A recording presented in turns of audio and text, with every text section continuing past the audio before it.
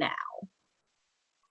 All right, welcome to our LISSA general meeting for October of 2021.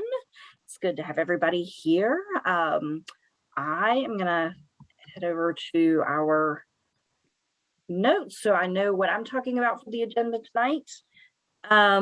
The first thing I have written down involves the updates from the LIS advisory meeting, advisory board meeting was Friday, and we always have a representative from LISSA on that. So it's either this year it's either me or it's Jennifer. And typically, I know Jennifer, you went to the faculty meeting last month. Yeah. Friday was supposed to be both a faculty meeting and an advisory meeting, but they just kind of combined it into one. I think faculty maybe met on their own for 30 minutes after the advisory board meeting. But that was a little bit of a relief to have a little bit of my day not on Zoom.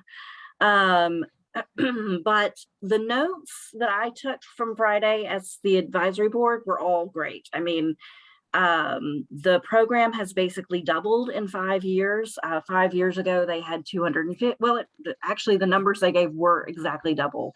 250 students in 5 years ago, about 500 students now. Their faculty has doubled from 8 5 years ago to 16 now. So things are going well for the program, and I think we see that in the rankings that we see and everything. So I think that's awesome. They shared that they shared a lot of the data that we had in the town hall meeting as well. Tammy shared a lot of those same slides. Because of course the advisory board is made up of people outside of UNCG as well. So it's not just the faculty or students. They've got advisors from other libraries, from the state library. There was someone there. I think Randolph County's main librarian was there. And so they shared some of the demographic data, the exit data on what the program is doing well. They are also working to make sure more areas are represented on the advisory board. So I'm saying this to us as LISSA, because if you have a special area like librarian that you know of that you think might be a benefit or might be interested in being part of the advisory board, they're not just looking for people from North Carolina, of course, they're looking for people all over. And it doesn't necessarily have to be someone who is a fan, is what, let's see, I think Dr. O'Connor said that, it doesn't have to be someone who's the biggest fan, because they actually want advice. And sometimes critics can be the best advisors.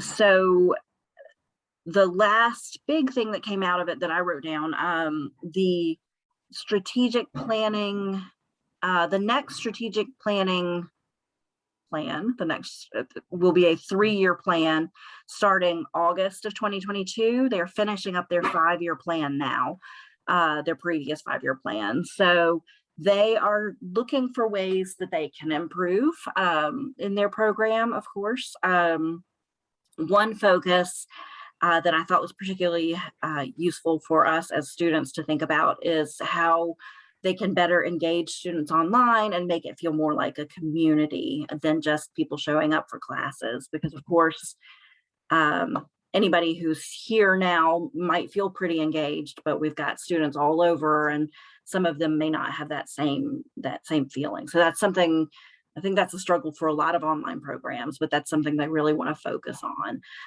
But if there are other things that you think, oh, they really need to focus on this other thing, definitely send Dr. O'Connor a message and let her know. She's very open to hearing, what some of the things we think they should be working on are. I also wrote down, I wanted to just mention the Zine Workshop that Dr. Lestra sent out last week. That's October 25th from 3 to 4, and it's creativity, history, and zines. And our speaker from last week, Lauren Brewer, will be one of the panelists. So I thought that was very cool. And I am gonna definitely try to be there if I can with work. We have our own next speaker coming up Tuesday, November 9th at 7. We'll have Heather Hans from Duke University. She's a reference librarian there. And then I just took 2 notes from the town hall that I thought were particularly helpful links, and I'm gonna toss those into the chat. We've got the LIS job link. They list internships and job opportunities on that. So that's something that we talked about at town hall, and they brought up again with the advisory board. That was not on my radar that we had that. So it was cool to me to learn about that. And Anna Claire spoke about getting information out, successes with students. So when you've got something that you want to let everybody know, new jobs, new internship, that sort of thing, that is the LIS email, just lis@uncg.edu. So we should toot our own horns because we're amazing. That's the last of me until I'm Molly, a couple of people down. So Stephanie, you want to take over? Sure. I don't have a lot of information, but I just want to remind everyone that our last CritLib meeting will be on Sunday, October 24th at 4 p.m. Eastern Standard Time. Diane will have more details on that because we're going to be discussing the book, The Dark Fantastic, Race and the Imagination from Harry Potter to the Hunger Games. We decided not to do one in November because the meeting would have fallen Thanksgiving weekend, and we just thought with end of term and the holiday that it wouldn't be, it might be more of a stressor than an engaging discussion. So that's why we made that decision. But in planning for spring 2022, if any of you have things you would like to, topics you would like to discuss in the CritLib meetings, or if you have suggestions or comments, questions, please do email us at critlib.uncg@gmail.com. I'll drop that in the chat. And that's all I have. So I guess Molly or Becky.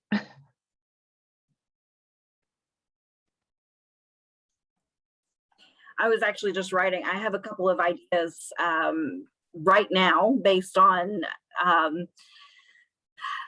some book banning promotion of book banning here in North Carolina, thanks to the Lieutenant Governor. And of course, Moms for Liberty, they've got this whole list of books they're trying to ban. So, I mean, it's something that librarians probably feel like they have to talk about ad nauseum, but that's because it keeps happening, people wanting to ban books. So I'd love to talk about that. All right, so Molly had a couple of items, and since she can't be with us tonight, I will just talk about them a little bit. First, the LinkedIn seminar. LISSA, so really Molly, and the LIS faculty represented by Anna Claire, the social media person, are putting on together a LinkedIn seminar. So the LIS Alumni Association, so LISSA instead of LISSA, they're really working hard to connect alumni and current students. And one way they want to do that is the LinkedIn platform. And I think when they first started talking about this with the LISSA folks back in the spring, there was a little bit of, well, I don't use LinkedIn and I don't really see it as useful. And I did sort of an informal poll myself and found kind of the same thing. So I'm very excited to see the LinkedIn seminar so we can see just how we can work with LIS alumni from UNCG for job searching and, you know, learning more about our own career paths. So that is coming up November 18th at 6 o'clock. And of course, that'll be online through Zoom. And Anna Claire will be sending that out later, that link, or probably Greg will be sending that out later. Molly also wanted to make sure that we know that the alumni speaker recordings from September and October are now both available on the LISSA resource site. So that quick link for that site is here. And Diane, that's a great question about the LISSA seminar being recorded. I would imagine it will be recorded because I think it's something they'll want to use again and again going forward. But let me just make sure. I'll email Ann Claire and just ask that question. Record seminar. Great question. And important because people do have classes on Thursdays. And that's all I have as Molly. So Thanks, Becky Molly. So I'm Diane. I'm going to talk a little bit about CritLib. As Stephanie has already mentioned, our next meeting will be on Sunday, October 24th at 4 p.m. That is Eastern Standard Time. And it will be the book club discussion for The Dark Fantastic, Race and the Imagination from Harry Potter to the Hunger Games. And I'm going to add a link to the chat that is direct access to the book through Jackson Library. That should work. We've tested it a few times. It should work now. So the thing about this is that I know it's the middle of the semester. We're all starting to feel like overwhelmed with things. And if you don't have time to read the whole book, that does not mean that you cannot participate in the discussion. It is basically a book about how popular fandoms deal with race or don't.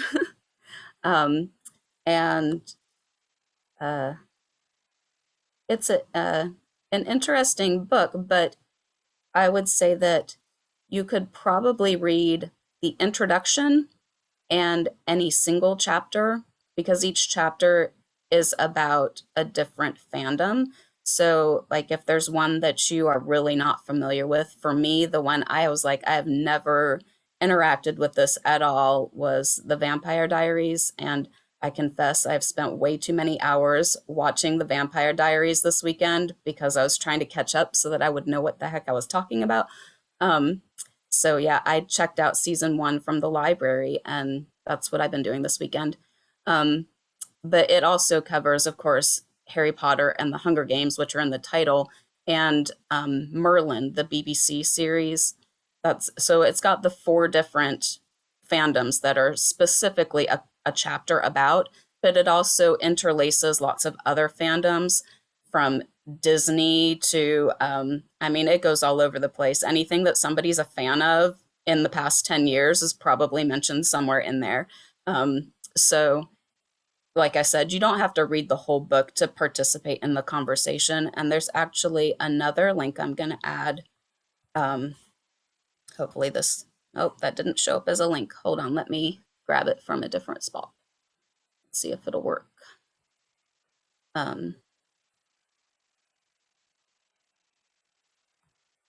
This is actually an article that is only 8 pages long, so it's not as overwhelming as a 100-page book, and it covers the same, it's written by the same author, and it covers the sort of the premise of what the book is about, so it's kind of a debrief, kind of like Cliff Notes. So if you still want to join the meeting and don't have time to read the whole book, don't feel like you can't participate. There's other ways you can do that. And then I'll add one final link, which is the Zoom meeting that will be on the 24th. And there you go, links for CritLib. And then I'll move on to some other topics. So I am the treasurer, so I'll give you a quick treasurer's report. It's October, so I'm talking about what happened in September. Our ACLU donation, which was started by the last year's officers, finally was processed on September 9th. So $350 was donated to the ACLU. As we have talked about for the past month or so, 2 months, I guess, this year's officers decided to do a donation to Jackson Library also for $350, and that went through on September 28th. So our current balance is now $828.85. The donation to Jackson Library was not just here, Jackson Library have some money. It is actually meant to be for materials for library and information science students and faculty. So they have already purchased for us 2 books called Librarians with Spines, Volumes 1 and 2, Information Agitators in an Age of Stagnation. So they already have those 2 on the shelf ready for people to check out. And that is the title that we will be reading for the spring semester's CritLib Book Club. So that is already in the library. There are not versions available for purchase by libraries, though there are versions available, I believe, just for individual sale. So yeah, it's not an ebook that you could get from any library, was my understanding. So there is additional funding still available for any students that maybe are planning their capstone and might need some resources to help with whatever project they're doing or any other type of research that they're doing. Any faculty that are working on a project can also request those funds. So the way that works is it's not super formal. The library really just needs to know that you're a part of our department and what the titles are that you're looking for so that they could purchase them. Then you would be able to use them, and then they would belong to the library so that anybody else, either current or future students or faculty, would also be able to use those resources. So it's my understanding that we've had 1 inquiry so far about using those funds. We answered some questions and I haven't heard any follow-up, but hopefully there will be more people interested. So that's all I have for right now. Thank you.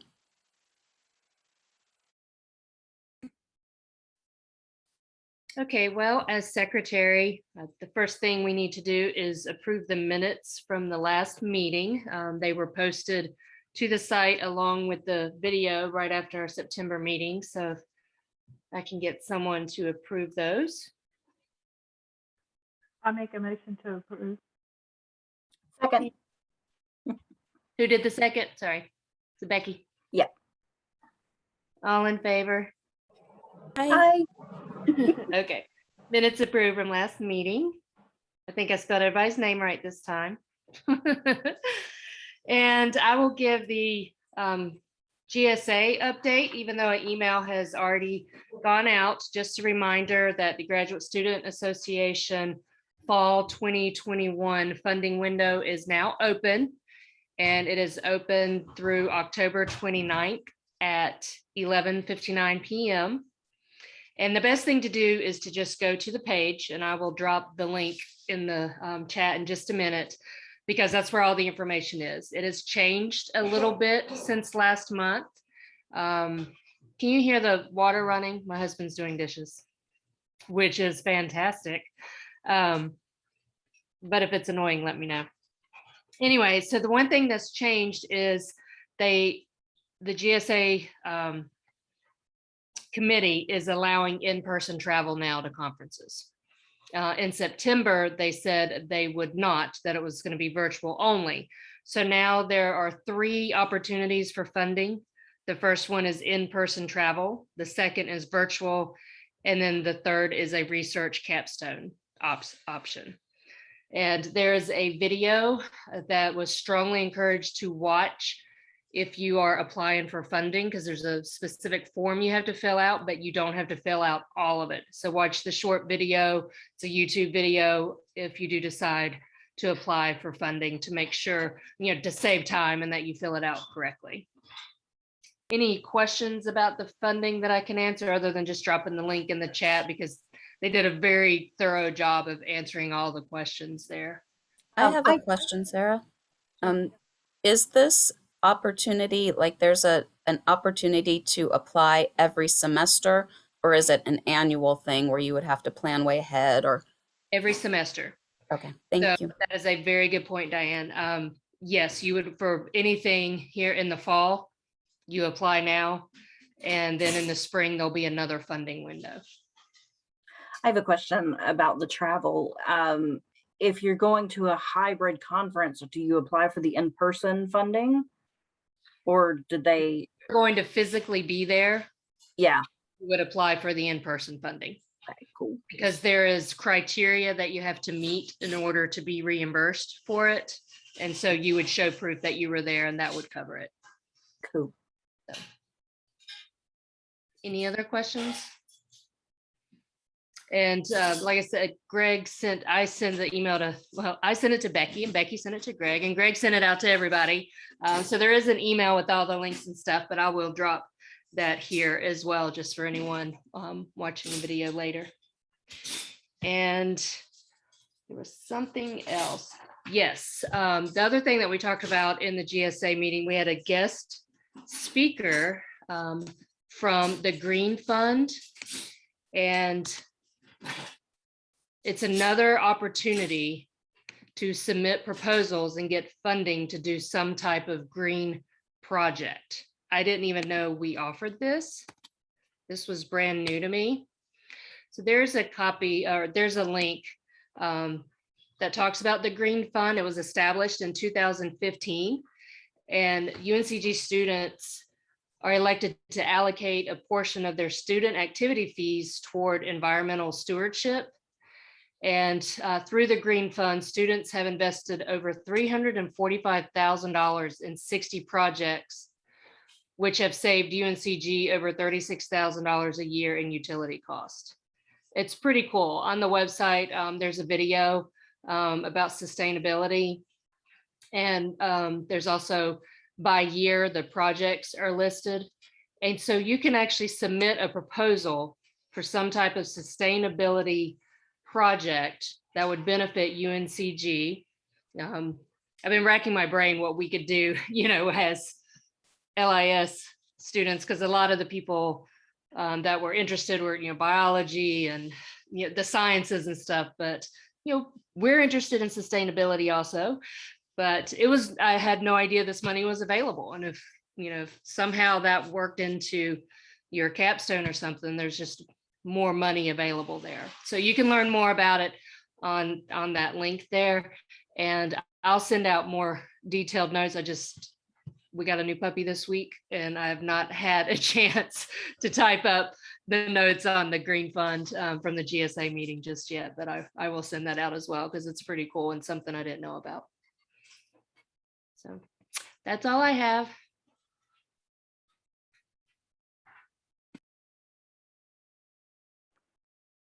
Does anybody have any questions for us? Sarah? No? Can y'all hear me? This is Jennifer. Okay. So I'm next. I'm Jennifer, and I've been given the task as a first-year rep to organize an online social event at the end of the semester, and I just want to clarify that that's November 21st. Is that right? Did you mean to do it after our last meeting? I'm sorry. it must be something about the night. My husband is actually vacuuming, so maybe this is the night where people do so could you repeat your question? I'm going to listen again. Oh, okay, sorry. So, were you suggesting to do the online social at the end of the semester after the last LISSA meeting for the semester, which would be November 21st? We could Or- actually, yeah, now that you ask that, I'm realizing that's how we did it in the spring, but I was wrong. That's not how we did it in the fall. In the fall, we Okay. did something separate after the semester ended. Okay. But I should also say it was less successful to do it after the semester ended because the Okay. semester was over probably. Yeah. So what it would be a way to do a game to interact with everyone, and then just on the agenda, of course, we listed Among Us, which is when they played at the end of the first semester, and another one that was a little bit more successful playing Jackbox. And we all recognize those challenges of doing something online in game format. I would think, especially with Zoom, since only one person can talk at a time. So there are other online formats, but I don't know the regulations on if there are any on us using some kind of other platform. Does anybody know the answer to that? If I remember correctly, in the springtime, we were logged into Zoom, but we were also logged into Jackbox, so we could manipulate more than one thing and like engage in the game even if we weren't able to talk. So that freed up a little bit of the ability to interact. Okay. I imagine that we wouldn't get like serious kind of gamer people on there. They'd be like, you guys are lame. What isn't there some kind of social chat thing that goes on through the program throughout the year? I don't participate in it, but does anybody know anything about that? I don't know anything about that, but I do have a youth in my household who regularly does online hangouts through Discord. So we could start a Discord server. I understand that's not really complicated. I've never done it personally, but yeah, people can just hang out together and chat like you're in the same room. It's my understanding with that. Yeah, my daughter is on Discord, but not for games. It's for a school thing. But it's there's supposed to be something for games. I think a lot of gamers use it, right? Yeah. Okay. Well, I'll start trying to plan something. I'm just trying to look up where it was. I saw something about it's called NC Line Hangout. Does anybody do that? Okay, so it's the North Carolina LIS, maybe. I don't know. Yeah. Okay, well, I don't know anything about it. They do it through a Hangout meeting. Nobody's done that.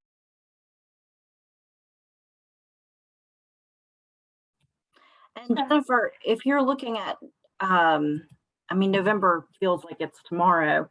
So you might also consider beginning of the semester instead, like now we're back, and because for me, that feels like that would be stressful to try to do that in a month.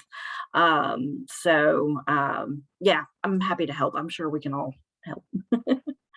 No worries. I mean, I might be putting a lot of pressure on myself, but I'm trying to get all my work done by mid-November. So we'll see. I'm crazy. I know, that's crazy. Let's see.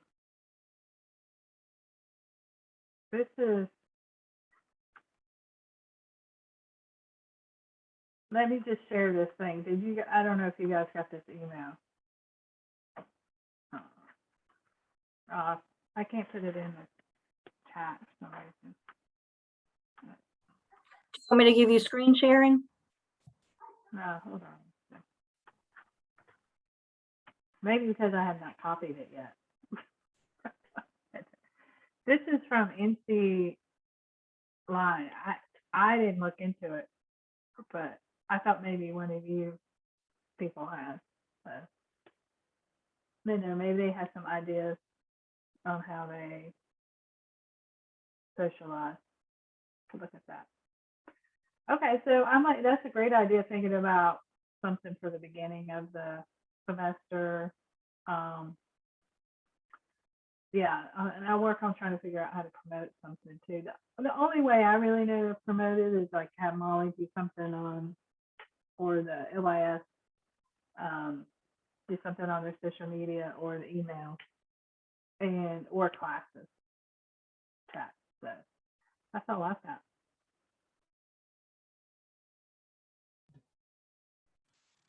I just had an idea that may be way out there. I don't know, but I know that myself and a couple of you all are planning to attend the ALA student leaders meeting that's coming up. And it just occurred to me that it might be kind of fun if we're doing a social to invite LIS students from other schools. What do you think?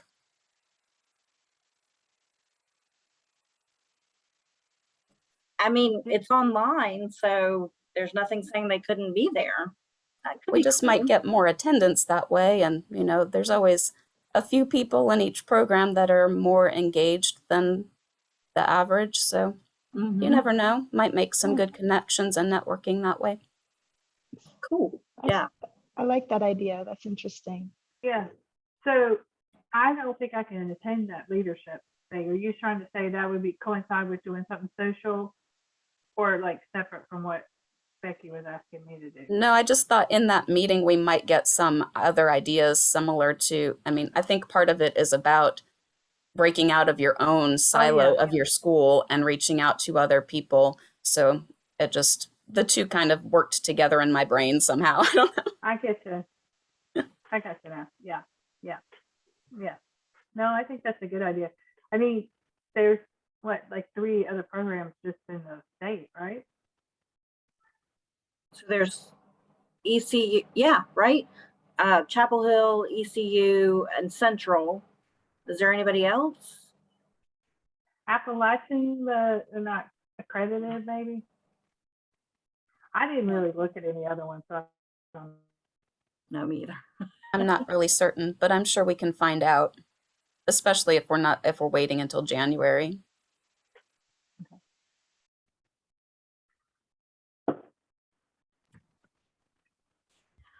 All right. Does anybody have anything they'd like to add or any questions for the good of the order? I can't every time. I have one. I have one thing. I don't really understand like what the topics of Crit Live are supposed to be, but I had thought of this book, and I can just email it to you. I'm gonna drop it in there. And somebody in my book club had suggested reading this. He always suggests nonfiction. And I feel like it has some information in there about like how Google manipulates you, or maybe it was Facebook, you know, one of those mega tech giants, about how they manipulate you to follow along with their stuff, and their algorithms. And but I don't know if that's something that's considered critical literature. Yeah, I'll take a look at this book. I think it could fit in, because I mean it's sort of addressing you know, like the deeper issues of how it looks like it might address issues like thought processes, which of course lead to you know, behaviors, actions, and how we build systems. So there might be a way we could work that into discussion. I'll look more into that book. What do you think, Diane?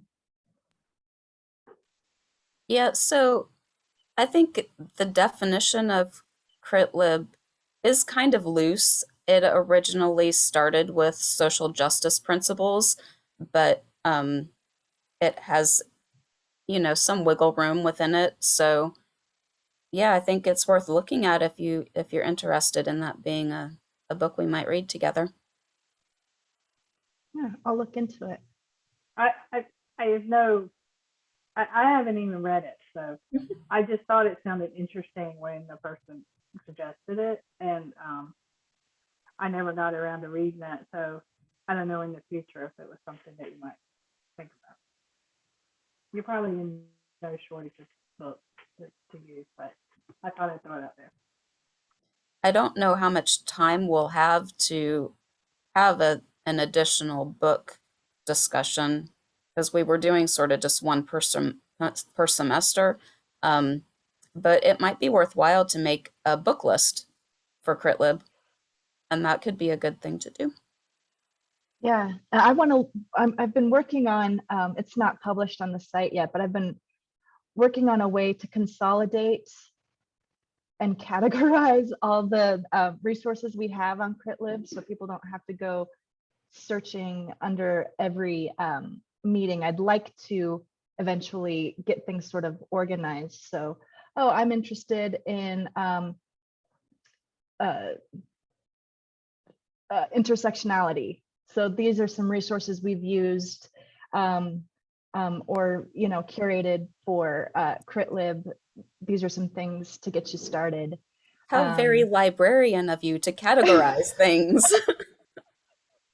Because we have a lot of stuff there from previous years, but I'd like to, you know, yeah, get it organized, show that we are librarians. So even if we don't discuss it, Jennifer, that might be a place that we could list it as, you know, like recommended reading or something. Yeah, I'm pretty sure that that the person found the book from this business economist that I don't know any of y'all had followed. My husband actually listens to him talk, but I think he's a professor at Duke, and he talks about making choices and how people make choices, and a lot of that, I know it's not justice necessarily, but the way the tech giants manipulate those choices, I think has played a role in justice. So that's sort of what I was thinking along those lines. So pretty vague, but maybe you get me on a Sunday night. I think it's all pretty vague.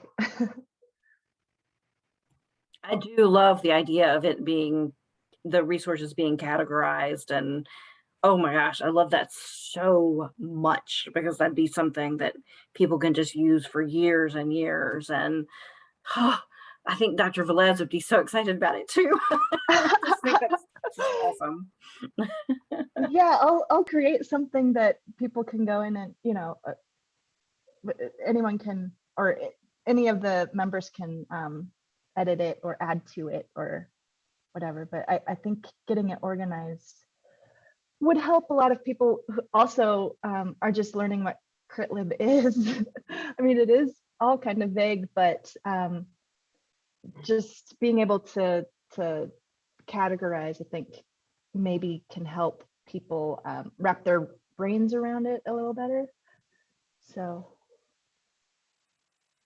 Maybe you can figure out a way to make that one of your class projects, get credit for it.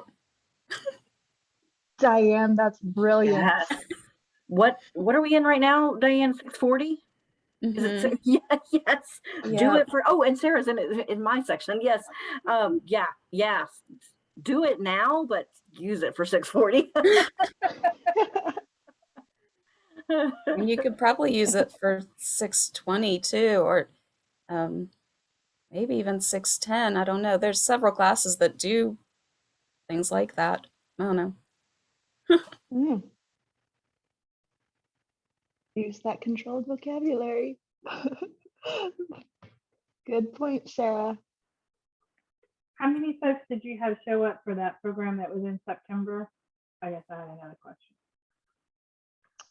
Oh, the Crit Lib in September? Mhm. We had, I think, 8 people total. Is Mhm. that right? And most were LISSA, board members Yeah, and Dr. Velez. But there were a couple others. And I thought it was a good discussion too. So Yeah. I think it's hard to do Crit Lib with much more than 10 people anyways. Like a large group true. makes it intimidating for people to speak up. So small groups are nice, just like any book club. You want everybody to have a chance to speak. Yeah. I hadn't thought of it that way. That's a good point, Diane. Yeah. Okay, I'm done asking questions.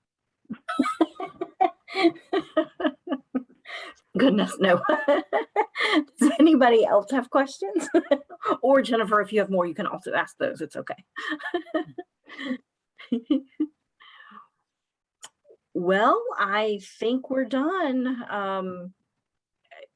Does anybody, do we do a motion to end? Is every meeting going to end with me asking that question? Okay. I move to adjourn. I second that. Awesome. Awesome. The meeting is adjourned, and hopefully I'll see everybody on Sunday, next Sunday. Good night. Excellent. Good night, everyone.